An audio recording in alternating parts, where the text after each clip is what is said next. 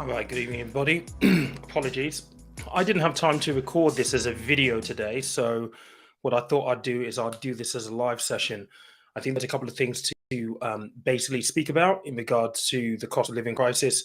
Got a few pointers here that I do want to kind of just highlight and talk about. I do have my own thoughts, which I think is going to be a massive pitfall and a trap that people are going to fall into potentially because of everything that's happening right now and as things are going to continue going down.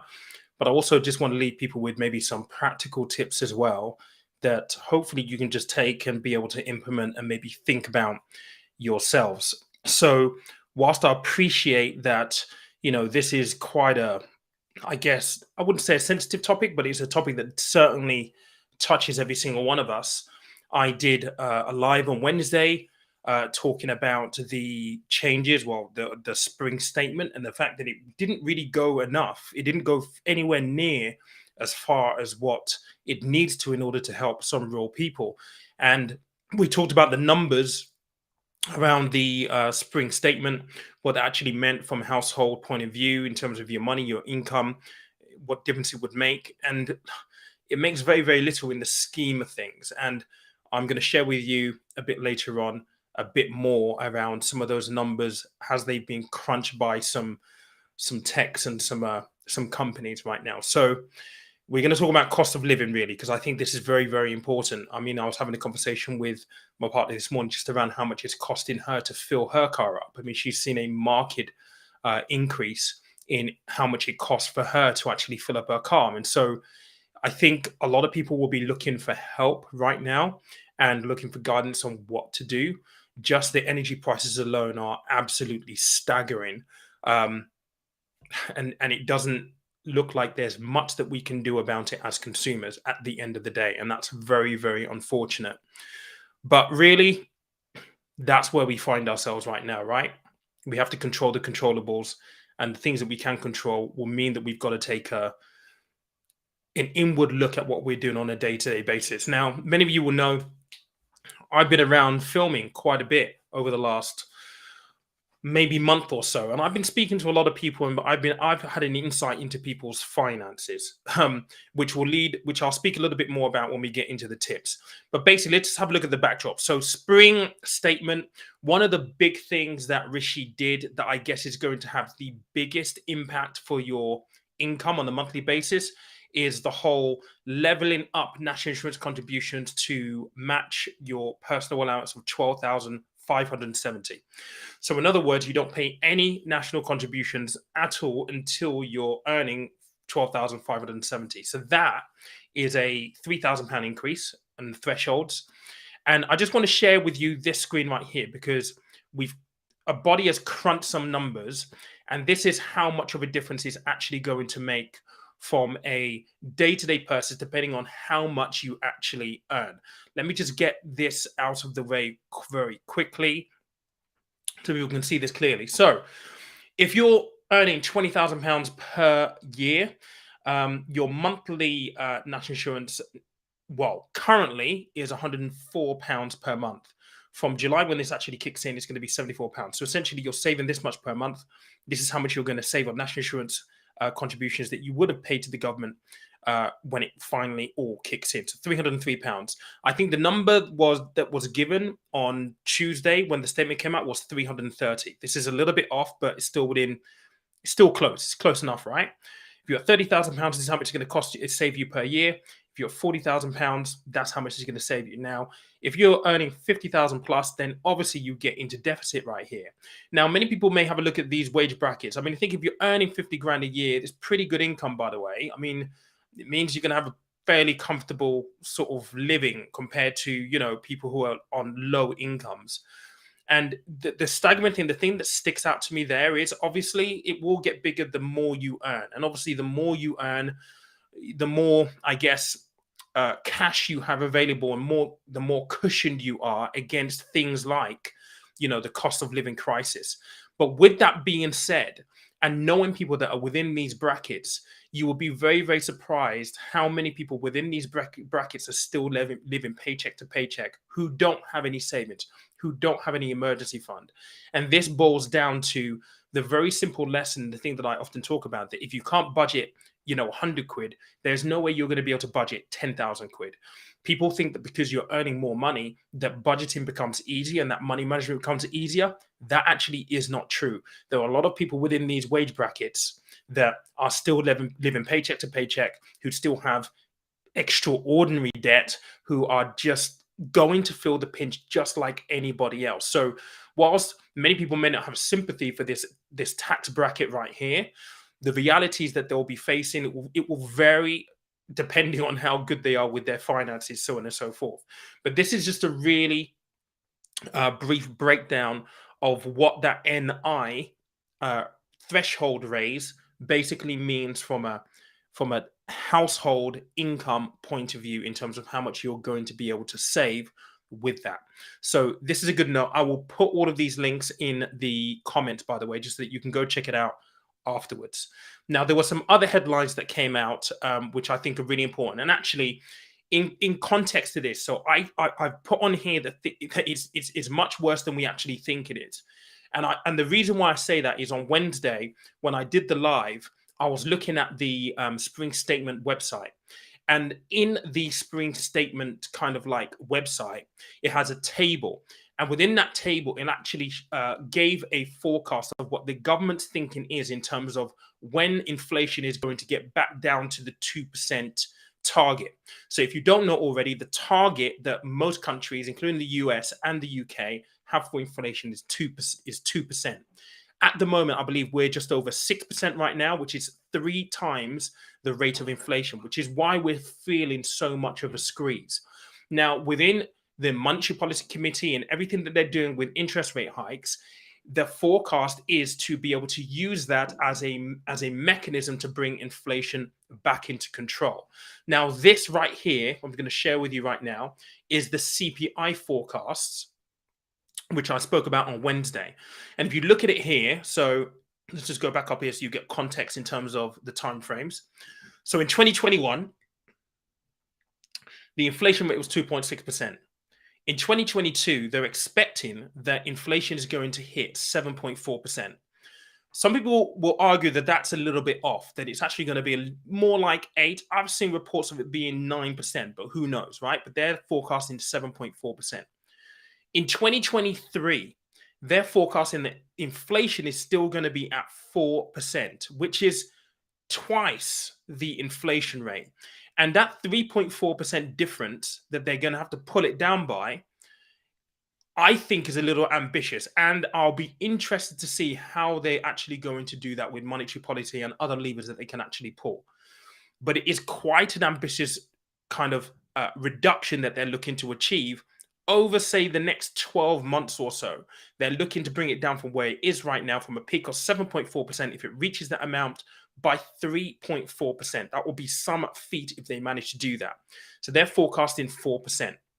Now, in 2022 is when they think, 2024, sorry, is when they think that inflation is going to get below the inflation rate of 2% at 1.5. Now, that for me is very, very ambitious. I think there will be scrutiny within these numbers, and I'm sure that there are scrutiny within these numbers within economic groups that I've not been able to find right now, that will question how this is going to be made possible. But I really think that because government can be government sometimes and they're not always forthcoming with the way things are and the reality of things, I think that this may be a little bit of, painting it in the best light possible. What I'm trying to say here, though, is let's at least prepare for the worst, because I think ultimately we are in for a little bit of a bumpy, we're actually in for a massive bumpy ride over the next couple of years with inflation going out of control, depending obviously on how long this issue with Russia and Ukraine actually gets protracted out for. I mean, if you've been following the news earlier on this week, I mean, you think about the concept of the petrodollar, which is that's another topic. I need to make a video on that separately. But the idea of the fact that, since the 1970s or so, if you buy oil, it's always been bought in USD, and that has been the standard. Well, India bought 3 million barrels of oil from Russia this week using rubles. And that is breaking the accordance of the gold standard of using the USD as the currency exchange for oil. That, in effect, undermines the value of the dollar. That's a completely different issue. If anything would happen there, then we're looking at some other repercussions here. But where we are right now, I think is really, really important to kind of, focus on the fact that we're in for a bit of a bumpy ride. We really, really are. If you think about some of the numbers, and I wrote some of these down here, that's basically saying that we're going to be the worst falling disposable income since the 1950s. Records actually began. So when you start looking at those kind of numbers, it's really, really scary. And you're probably feeling this on your monthly payments already. You're seeing that your disposable income is either disappearing, or your money just isn't going as far as it used to. And I talk a lot about, the basics of finance. So making sure that, you're budgeting, making sure that you have an emergency fund. I did a talk in London this past Saturday for a group of parents whose kids I did a workshop for back end of last year. And a lot of them in the room were basically saying, look, there's only so much that I can budget for. After I've taken all of these additional things out, I've got nothing else left to cut. And I still can't cover the gas price increase, the electric price increases, making ends meet. And I do want to speak to that in a moment, because I think that because we talk about investing here on this channel, there is obviously an opportunity in all of this as well. But I think we also need to be mindful of the side that isn't about investing specifically. And it is about that day-to-day money management type thing. So a couple of things that I've got on here before I get on to some of the maybe nefarious things that I think will go on and might lead on to investment opportunities potentially for people who are watching this either live or watching on replay. So first and foremost, budgeting. I've already mentioned that. Look, now is the time to really think about what you've got coming in and what you've got going out. I've been lucky enough where I've been filming for the last 3 to 4 weeks, and I've got an insight into people's personal finance. I get this anyway when I do coaching. But it's amazing how the pandemic has changed our spending habits. Buying on Amazon, buying online has become way too easy. It's easy to tap. We need to rein that in, and we need to be able to check ourselves on that kind of behavior, because every penny that we spend that is not on stuff that we absolutely need in times like this, especially if you don't have a lot of disposable income, needs to be something that you are seriously thinking about controlling and reining in. And that's just being, practical from a fiscal point of view. You can't afford to spend money that you don't have. Budgeting is very, very important right now. So if it is a case of like using apps like Emma or using, budgeting spreadsheets, whatever it is that you do, you can use a simple A4 sheet of paper. It's very, very, very important that if you have not done this already, you get a note of everything that you pay for, and then you basically write down what is essential and what is non-essential. Really, you want to cover all of the essential stuff first. You start making cuts from the non-essential spend. And that may mean that you've got to get rid of, Netflix and Spotify and Apple TV and stuff like that for a period of time. If it needs to go, it needs to go. It might be temporary, but it is what it is, right? We have to be able to control that, particularly if you are really, really close to that line. Emergency fund, really, really important. I've been speaking to a lot of people. Everyone, I think, understands the need for an emergency fund and the fact that it actually makes sense. However, most people actually struggle with the fact that actually, well, I've still got credit cards, overdrafts, debt that you need to service, and therefore, how do you go about building an emergency fund whilst you've still got to pay down these debts? I wrote a guide last year, which basically gives a couple of maybe 4 or 5 approaches of how you start to build an emergency fund when you're paying down debt.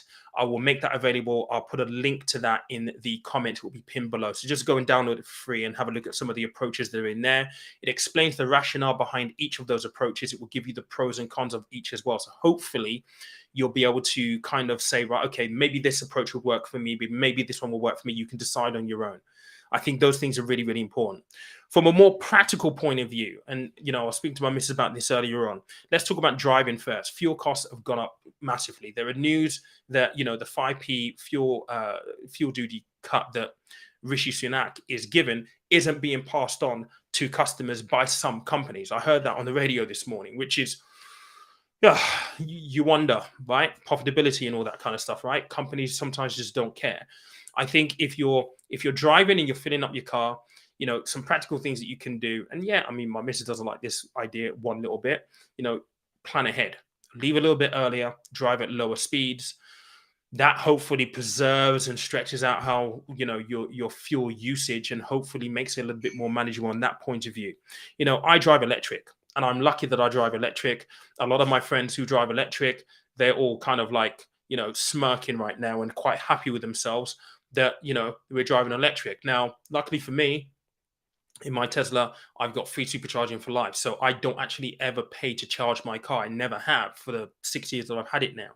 But going back to the realities of things right now, and yes, it means that if you are looking at EV and you're tempted to look at EV, it means that you've got to have the initial outlay for it. But in the long run, the long-term financial benefits of these cars are staggering when you compare them to the fossil fuel engine, ICE engines, internal combustion engines, essentially.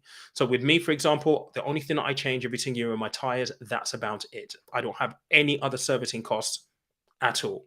Now, if you're going to go and buy something like a Tesla, for example, if you're able to go and do that, a lot of the new models, the Model 3s, the Model Ys, the Model S's, they now have charging tariffs to it. Now, funny enough, 3 weeks ago, I actually had a courtesy car, which was a Model 3 Performance.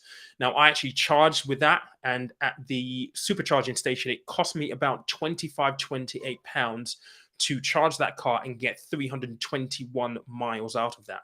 Now, you compare that to how much it would cost to fill up a tank of petrol, you can see that they're comparable costs. So again, you've got to have an initial outlay for that. But if you're in a position where you're able to do that long run, it may actually work out better for you. I know it's not something that many people will be able to do immediately, but if you are in the camp where you can, hopefully that will actually help as well. Just practical things in terms of, household. I mean, I don't know about you, but sometimes we all have food that goes to waste at home because, we bought something, we didn't use it. I think now it's the time to be really, really mindful of what we're actually buying and making sure that our wastage is as low as possible, because that food shop that is increasing in price, if we're just able to, buy the things that we absolutely need and watch our food wastage and make sure that, we're using everything that's in the freezer, in the fridge, that can potentially bring down costs a little bit as well. In addition to that, also just shopping around at different shops, mate. I mean, many people have a certain aversion to shops like Lidl or Aldi, for example.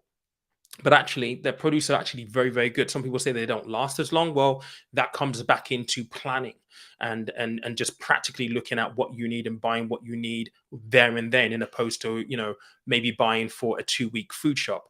It's simple things like that, because companies like Aldi and Lidl, they do make a massive, massive difference in terms of the amount that you're paying for your weekly shop. This one is a difficult one, which I actually talked about on Saturday when I was doing this workshop for these parents. You may be in a position where you don't have any choice but to actually try and look at making more money, and that's just the reality and the fact of life. So it may be a case of taking a second job. It may just be a case of, I would say, side hustles, but side hustles typically take a while to actually begin to churn up some income. And it may not be something that is practical in this point in time. We were on the live on Wednesday, and someone made a joke about negotiating a 20% pay rise with their employer, and I jokingly said, you should make a video about that, by the way, because I think it will be a really, really good one that people will be interested in. And I think at this point in time, yes, businesses are under pressure, depending on what kind of business you work for. If you're with one of the big international companies, the reality is they will have cash behind them. So you may be in the right place and time to actually say, listen, things are getting really, really difficult. I need a pay rise. But it's about how you go about doing it. Now, funny enough, the person who commented on Wednesday has actually made a video. He commented in my Discord group, but I don't have the link to that video just yet. So what I'll do is, once I have the link, I will pin it in the comment section below. But those are just some practical things that I hope will actually help. I do want to get onto the more nefarious stuff, which I think is important. And this is where my big fear is. We've been here before. We've been in situations where, there feels like we're in, I guess, a period of recession, right? Where things are really, really tight. And this isn't necessarily a recession. It's different to that. It's a cost of living crisis. My big fear is this.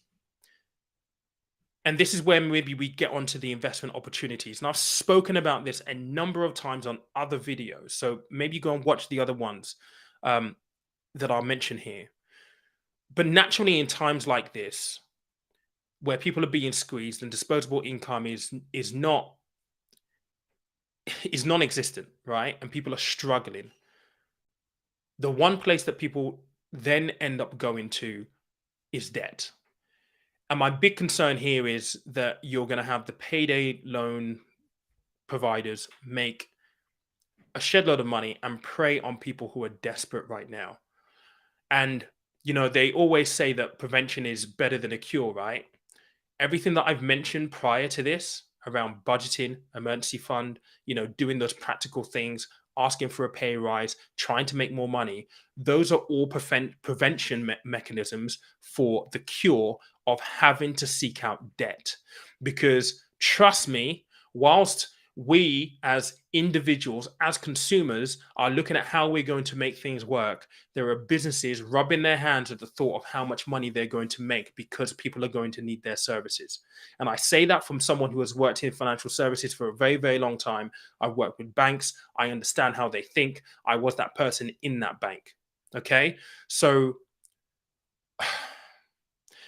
it's really, really difficult. If you have to access debt in this period of time, please have a plan on how you're going to exit. And that goes for any debt whatsoever. God forbid you have to use a payday loan. Please, please, please try and make sure that you have a strategy, a plan on how you're going to make that repayment, particularly if you're using things like credit cards as well, where it's just a rotation. It's an open-ended debt facility that really has no end term to that. You need to have a plan. I have been there through my 20s and all the way through my 30s where I've been in debt, and I know how difficult it is to get out of it once you get in. And it almost feels as though it's a trap, because if you don't use that debt facility, you can't make ends meet. But once you take that debt facility, you then have to pay back that debt. And you didn't have enough money to make ends meet anyway. So now you've added on a debt that makes the whole situation worse. And then what happens is you go and find another debt to go and pay off that debt. Then all of a sudden you're snowballing. This is where I fear people are going to fall into a really dangerous cycle, and all of the providers will be rubbing their hands with glee because they know that they are going to make a ton of money in situations like this because people have no choice. It's much worse than you think when you come at it from that point of view. And yes, we need more help. The fact of the matter is we need more help. How in 2022 can we be a country that is of this economic standing of economic wealth, and in 2022 have what was the number that I wrote down here? 1.3 million people, including 500,000 children, in poverty. It's ludicrous. It's absolutely crazy. So I didn't put the thumbnail there to fearmonger, but I just want people to stand up and just really pay attention. I'm going to get that link for the negotiation piece, and I'm going to post it in the comment section, because I do think it's very, very, very important that we are thinking pragmatically right now about what we're doing with our finances. Now is not the time to be keeping up with the Joneses. Now is not the time to be worried about Instagram reels looking good and feeling good and making yourself out to be what you're not. Now is not the time to be aspiring for the millionaire lifestyle, on freaking tap water budgets, right? It is not about that. It is really, really important that we understand the limits in which we find ourselves. There is no point trying to look like you're a millionaire on social media when you're not. That external validation does not matter. What really matters right now is you taking care of your business and you looking after you and making sure that you come out of this. And we will come out of this, by the way. 2 years down the line, fingers crossed, everything's back to normal. We'll be stronger. But one thing that we don't want is to be in a worse position from a financial point of view because we didn't prepare for it. And that's the whole point of this video. I talked about what kind of company should you be investing in when inflation is really, really high. I talked about energy companies. I talked about finance companies. I think I gave a number of examples of companies. If you want to look at it from where does the opportunity lie right now, financial companies are a big, big, big bet right now, because guess what? People are going to need more overdrafts, more credit cards, more loans. They're going to need more debt facilities. That's how these companies make money. You think about the energy companies, they're increasing and doubling people's electric bills and gas bills. You have to pay it. And for goodness sake, please, please, I spoke to someone last week who was going to cancel their direct debit for their energy provider. Don't do that. Please don't do that. That's the worst thing you want to do. Don't cancel your direct debits. But at the end of the day, investing in those kind of companies, I said this on Wednesday, how much profit are they going to make over the next 12 months? Ridiculous. Do you want to be a shareholder in that? Or do you just want to be the consumer? Do you want to be the customer? I would rather take both positions and at least be able to get some benefit on the opposite side, because unfortunately, when they do post that they've made 6 billion, 12 billion, 15 billion in 12 months time from now, there is going to be a huge uproar from the public who are paid through the teeth for their services. Now, do you want to be a shareholder in that equation or not? So I guess that's what I wanted to say in this video. I wanted to do it as a recorded, but I just didn't have time, and I thought it would be best to do this as a live. I know that there are a lot of comments in the comment section right here. I'm going to try and get to some of them, but I do have to jet in about 10 minutes because I've got to go somewhere. So let's have a look and see what we've got here. People are talking about migrating. I don't know if you want to go to France, though, Christina. All right. Having said that, my brother's in Marseille, so I need to go see him actually at some point. Portugal's good. The tax regime in Portugal is actually pretty good as well. So Cardano's actually having saying here, things like, turning off your sockets, that kind of stuff. All of those kind of things are very, very important. Those will actually help. And, if you are, this is one thing I need to do. So I've gone from People's Energy. I went from British Gas to People's Energy. Now I'm back with British Gas. Now I need to get them to install like the meters and all that kind of stuff and the control, so I can actually control what energy we're using from my phone. I haven't done that previously because I just didn't think about it. Now I am going to think about it because I know I haven't had my estimates just yet, but I know that my energy prices are going up. So, using those kind of things that, what's been talked about here are useful and handy to say the least. Yeah. TVs on standby, turn them off at the sockets, all those kind of things. Yeah, all of it adds up. The Caribbean. You know what? The Caribbean is a great call, by the way. That, for me, would be a very, very nice destination indeed.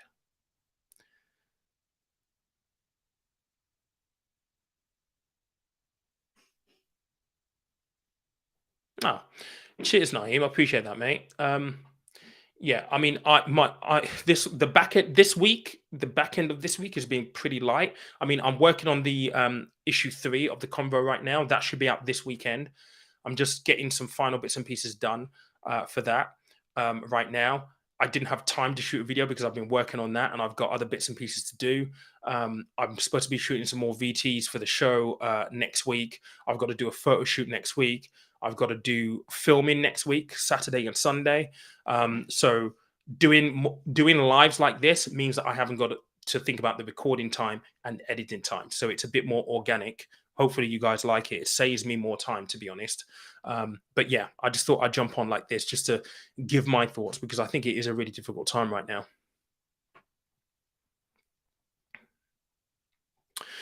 Cheers for this, mate. So I'll grab that off the Discord group, by the way, and I'll post this in the comment section as well. So I've got it right here, actually.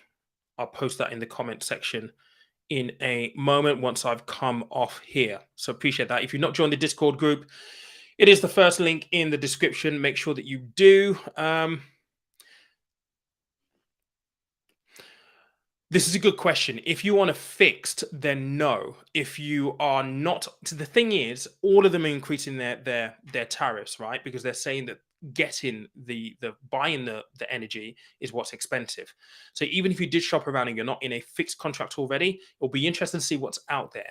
But the prices are going up regardless. So you could shop around, but if you want to fix, the advice is that you don't.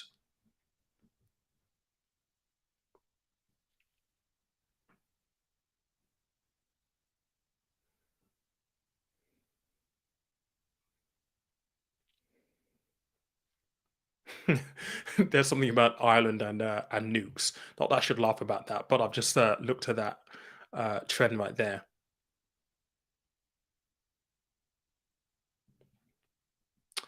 Let's have a look at this. Hello, is UK having high cost of living crisis? Isn't the UK market booming with high paying jobs?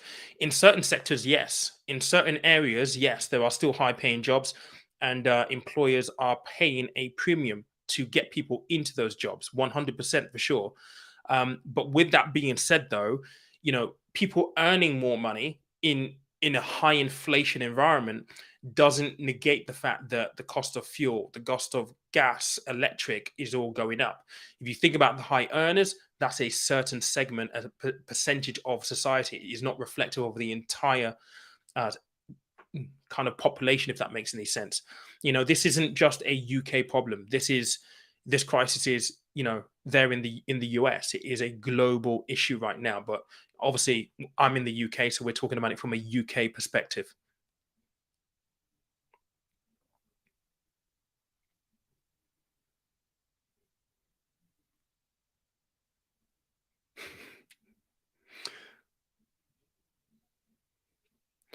Cheers, Wallace. I do appreciate that. Thank you very much. I think there's a number of us at the moment speaking about this. I think we do need to talk more about it. And yes, obviously, investing in is great, but you know, it's very, very hard to inspire people to invest when they're trying to combat the cost of living crisis and make ends meet. So it's only right that we address this.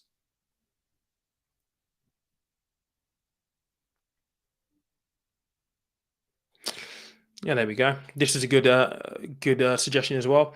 I don't know whether do people would people actually do this. I think people probably would. I just don't think it's something that people would actually think about. It's certainly something that I thought about right immediately as something you could actually do. But good shout.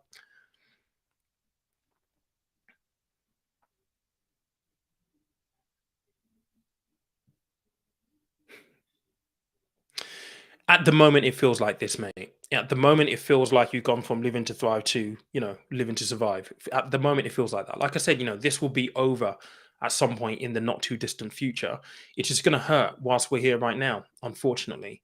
Um, but we can get through it. I think the important thing is that we're prepared and we don't bury our heads in the sand and we just look at it for what it is and, be honest with ourselves around what cuts we need to make. I think sometimes we get too attached to things like, Spotify and some of the stuff that's just nonsense really at the end of the day. It's like, yes, those subscriptions may drop and you may see a drop in the share price if you're invested in those companies, but at the end of the day to day, you've got to do what is right. And you have to be honest with what you need to do and not have to worry about, what other people think. Like, sod that, who cares?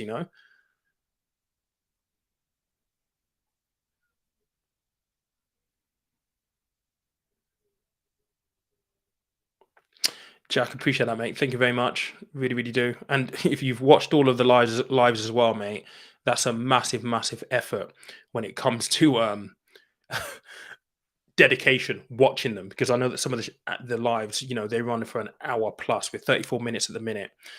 So yeah, Carly is saying I would recommend people work out their actual annual usage versus estimate with the new increase because the estimate is being inflated a lot in the new fixed deals. This is something, you know what? This is 100% right because I was paying ridiculous. I was already paying something like 150 quid or something like that just for my electric because when I first got my Tesla and I was charging at home before the supercharger went in 5 miles down the road from me, I was charging at home every single day. And so I was with British Gas at the time. And because they looked at my usage for that period of time, they transported that into all of my future plans. So when I moved to People's Energy, I basically said, right, we've got the smart meter. So I actually worked out what we actually used and averaged that out, gave it to people's energy, and it brought my payments all the way down. And they fought with me saying, well, the the data beforehand tells us this, and I'm like, no, this is the actual usage. So I would like you to bill me and give me an estimate based on my actual usage, not on an estimate of what you think. And another thing that these guys are saying apparently is, if you say, for example, you know uh, they're recommending that you increase your direct debit to £250 per month, and just throwing a number out there. If you say, well, actually, no, that's too much, I want to pay like 150, they're using this line that, we can't put people on a direct debit that is knowingly going to get them in debt. So what Carly is saying right there is absolutely spot on. If you can actually get your actual usage, then you use that in opposed to the estimates that they're using, because the estimates are always going to have some kind of buffer, some cushion, and that's going to cost you extra money. I would rather go with the actual numbers, so I know that I'm as close to the wire as possible, and then have to pay a bill later on, then have to pay all of that money up front, and then realize that at some point, well, whilst it's killing you on a month-to-month basis, you've then got to wait for them to pay you back the money, which will probably take, a week sometimes. So that's a really good shout, Carly.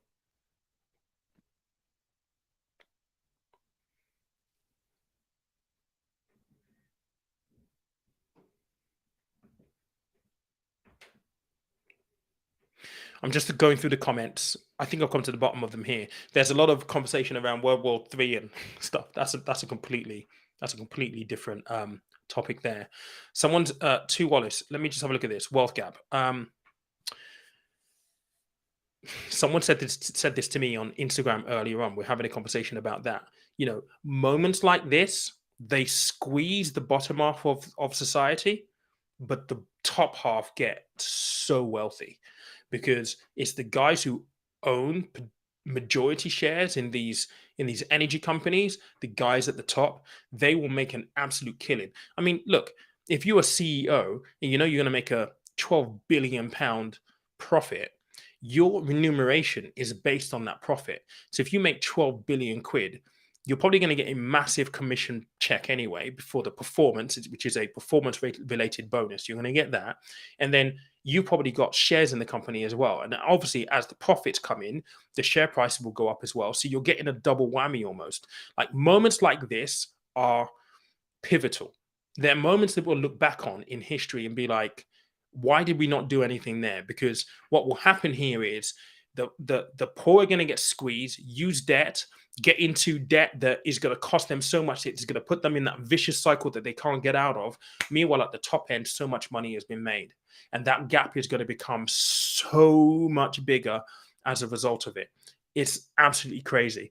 I have Someone asked me about Ray Dalio's New World Order principle. I think that's the one that you're referencing there. I have been following. I've been following a lot of content this past week around the world order and the setup and some of the principles and some of the theories of what could happen as a result of this whole, Russia Ukraine war, and how the West has positioned itself and some of the things that the West have actually done.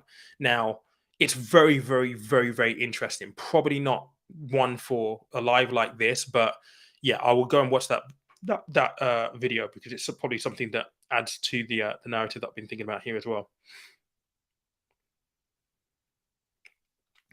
You're actually saying do a reaction to the video. Actually, that's a good shout. Actually, I've not done a reaction video on this channel before, so actually, I might give that a go. Cheers, mate. I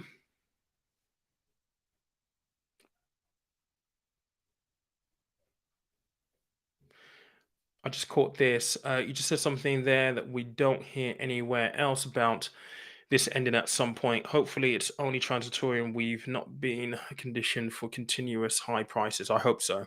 I hope so as well, mate. All right, there's one question. I'm going to answer this and I'm going to bounce. I've been thinking about licenses. So the max on the house price is 450, but house prices are rising at a fast pace. Do you think they will change the maximum house price limit? I don't know, mate. Very, very good question. I think there are arguments that they should. Whether they do or not within legislation, is going to be another point of contention. I think that that probably needs to be lobbied, to be fair, or at least it needs to be raised by MPs or whoever, essentially. But there is a good argument for that to be increased. But I don't know whether they will or not. Hopefully they do. But anyway, guys, I hope that you found this useful. If you do anyone who's who will benefit from what we've spoken about here, please feel free to share it. If you haven't liked the video already, please like the video. I will just signpost maybe a couple of videos for you to go and watch if on the investment side you're looking at opportunities. So I did do a video where I talked about companies to invest in times of inflation. I think that video, if I go into my studio, was posted when I'd strongly recommend go and watch it. If I can just find it, it was how to inflation proof yourself. It's do this. It was on February 18th. Go and watch that video. Very, very insightful. A lot of the stuff that I mentioned in that video will make sense now in terms of the company groups that I talked about. It will make perfect sense now because what's happening is we're held ransom. You have to have energy. You have to eat.